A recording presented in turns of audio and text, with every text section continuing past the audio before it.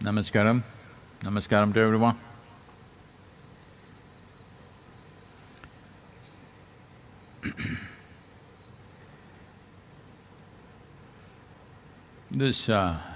For many of you,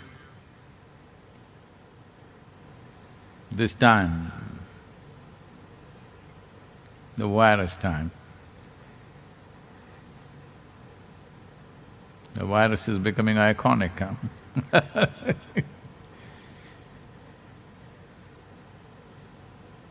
For an invisible thing, it's quite an achievement,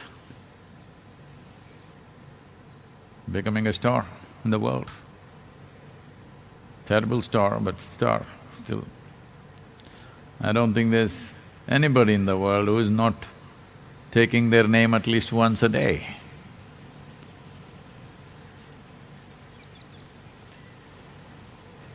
So, these virus times, you are forced into inactivity.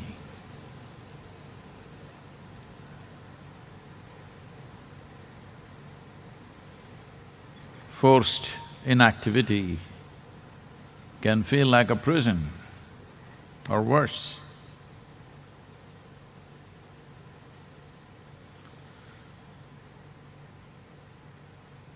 This is because the nature of physicality,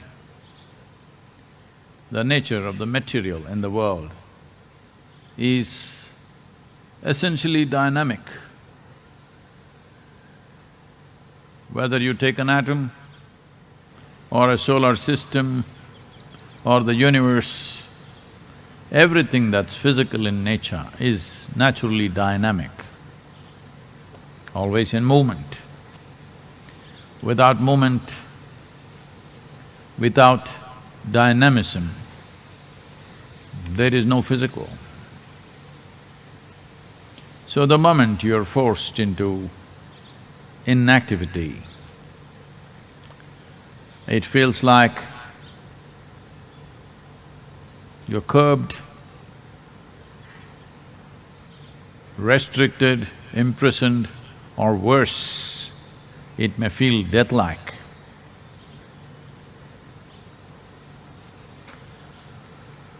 Well, there is a way beyond this.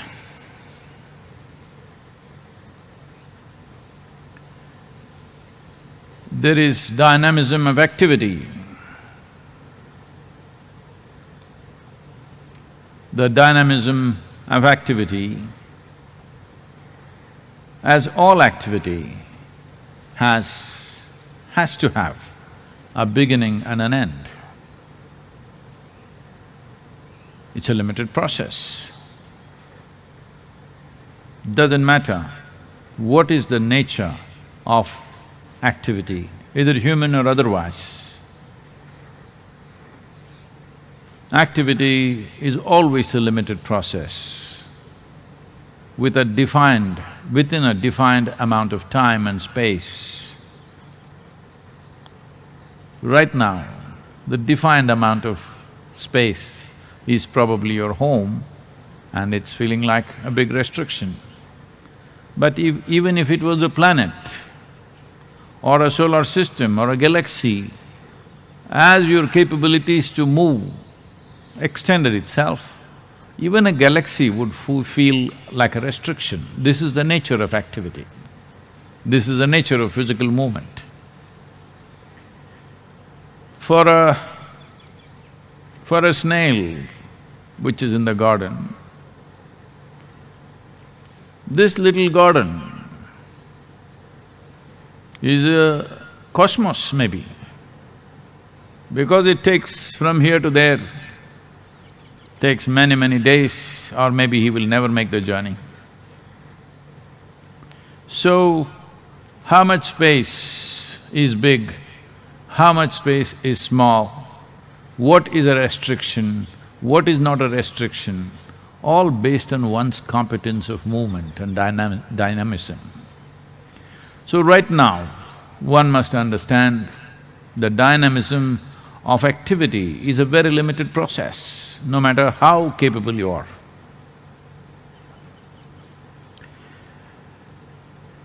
But dynamism or the inertia which comes with restriction is feeling like a restriction and feeling like a suffocating process only because it has become stagnation. You're experiencing inactivity as stagnation. Inactivity that is induced, that has induced inertia. Because of this, one feels stagnant. Stagnation will naturally lead to death in a way. You may not die immediately, but in many ways you will die once you stagnate. So, there is a way to move inactivity into stillness and not stagnation. Stillness is super dynamic, but there is no activity. Stillness is the nature of the source. Activity is the nature of the surface. But the physical body, the nature of your mind, which is also physical in nature essentially, is designed for activity, or that is how most people understand this. But what they're missing out is their activity on a daily basis is fueled by a few hours of stillness which they call as sleep. If that stillness was absent, this activity would fall apart in no time. The only problem with that stillness is, it is an unconscious slumber where you don't exist, you have no role to play. People say, I enjoy my sleep. Nobody can enjoy their sleep. You may enjoy the restfulness that sleep offers you. You may enjoy the rejuvenation that sleep offers you, but you cannot enjoy sleep. If you're enjoying it, you are just pretending to sleep. You're not really sleeping. So stillness is of another dimension of dynamism. Now, this dimension of dynamism needs an intensity of life which one can never achieve through activity. Because if you reach a certain level of intensity in your activity, it will exhaust you. That is the nature of activity. However good the activity is, however pleasant it is, however pleasurable it is, every activity with a certain intensity will naturally exhaust you. It will force you to go into the slumber of stillness. But to become still consciously means you're building a bridge between the physical and the non-physical dimensions of your existence. Everything that's physical, the galaxies, the stars, the moon, the sun, the planets, every atom is dynamic, including this physical body. If it attains to absolute inertia, that's called death. Or in other words, dynamism is the basis of physicality. Without that movement, there is no physical nature. It is just the whole process of what is the profoundness or how profound is one's experience of life and how precise and purposeful is the nature of one's activity. simply depends upon whether you have touched the core of your stillness or are you just on the surface of physical oscillations.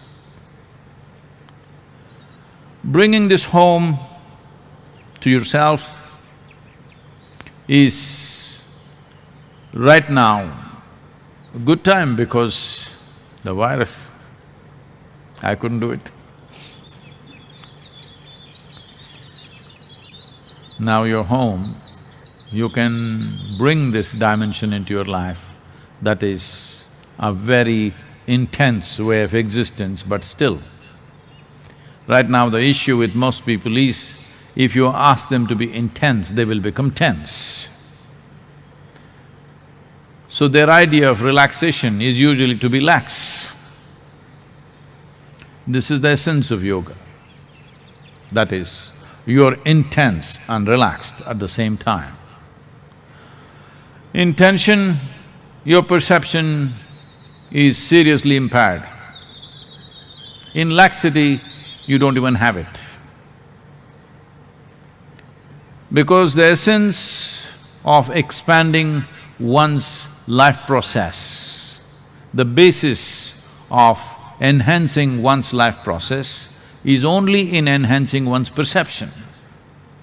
This can only happen when you're very intense and relaxed. Well, we can do a simple process to see how to go about this. Above all, once you know how to be very intense and still and relaxed at the same time, this compulsive or forced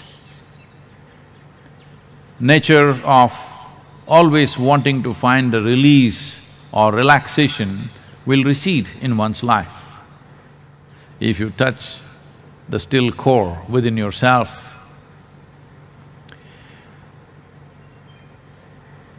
you will touch the original nature of your existence.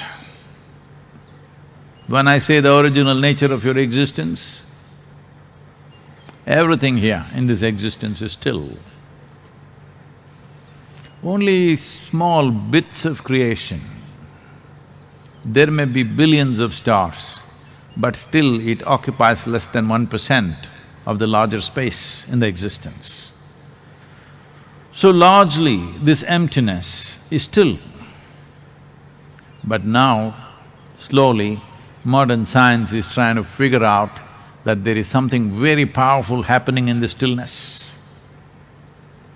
That is so with the larger space, that is so with this, because they are not made differently. This small little life and the whole cosmos, everything has been have been created with the same fundamental design. Construction and sophistication of building is different from a single atom to the cosmos, but fundamentally the design is same. Today there is a branch of science which is developing, still many of them think it's controversial, but in the yogic culture forever we said anda pindanda. That means the way the atom is, that is the way the cosmos is. It is just the complexity and sophistication multiplies, but essentially it's the same thing. So this also has a surface which is subject to various physical realities, and this also has a core which is not subject to any of those laws. The laws that govern our physical self, you can clearly see, do not govern your mental scape. If it was so that the laws that govern your physical self also governs your mental scape, actually you would be very comfortable in your home. Right now the body is at home, the mind is all over the place, or so you think. So, you know clearly the laws that govern physical reality doesn't govern your mental space. The laws that govern your mental space does not govern the core of the life that you are. If you build a bridge between your physiology, your psychological space and the core of your existence, the still core of who you are, then you will see activity and inactivity are not very different for you. You can bring yourself to absolute stillness and be phenomenally dynamic. Phenomenally dynamic, because that is the most dynamic space in the existence is the non-physical dimension. So, how do I do this? We could set up a simple process right now, because we have only 40 minutes. I will just kind of guide you through this in a couple of minutes, 2 to 3 minutes maybe. But when you do it by yourself, you must take either anywhere between 12 to 21 minutes to do it by yourself. But right now we will do it in 3 to 4 minutes' time. You sit in such a way, if you can sit cross-legged, it's fine. Otherwise, sit whichever way and sit with your spine erect, create a little bit of tension right across the body, from the top of your head down to your toes. Open your eyes fully, at least create that kind of tension in your eyes like you're staring at something.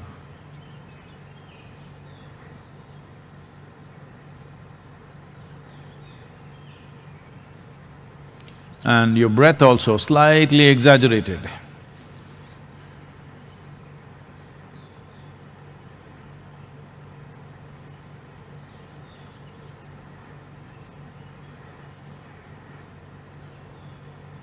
Now slowly, just only the breath, relax it.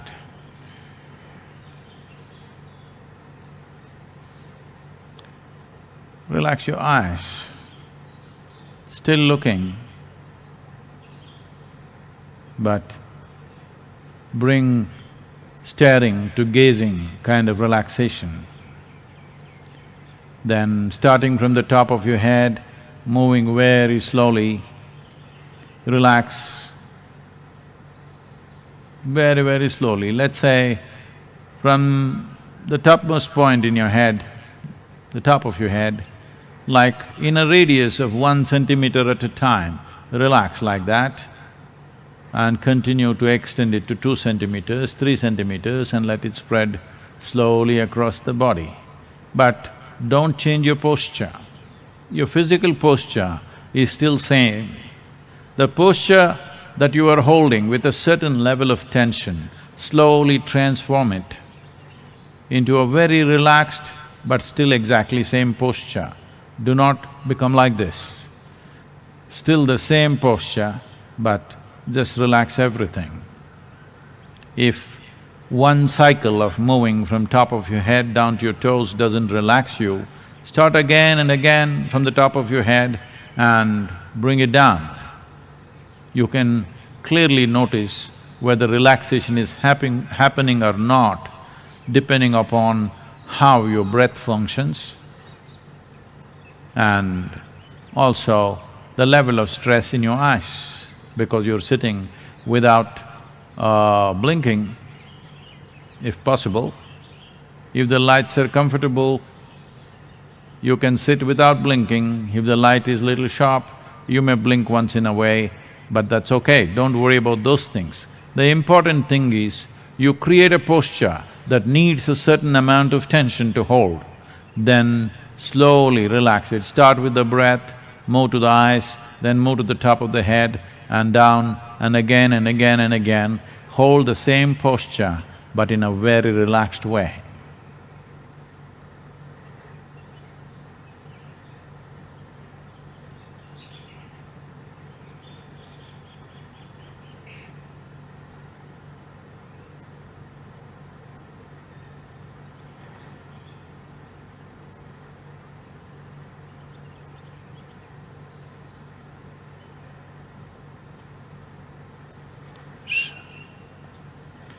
Please do this by yourself, giving yourself anywhere between 12 to 21 minutes. The important aspect of this is, you must understand, when your activity and your life is related to the nature of activity you perform, physically, mentally, emotionally, and it's limited to that, you naturally become, unknowingly, very prejudiced in terms of life. Prejudice means this, that unknowingly you have divided the world. First division happens, me versus the cosmos. Then it feels very lonely, so me and my family versus the cosmos. Then that also feels terrible, as you know right now in the lockdown, me, my friends and rest of the universe. That also doesn't feel good, then you say me and my community and rest of the universe, me and my nation and rest of the universe. Like this we may expand boundaries, but the problem is just this.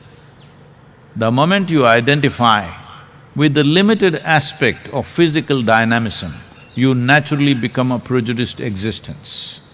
If you build a bridge with the still core of who you are, you become an unprejudiced existence. And this is very important if you want to perceive life just the way it is.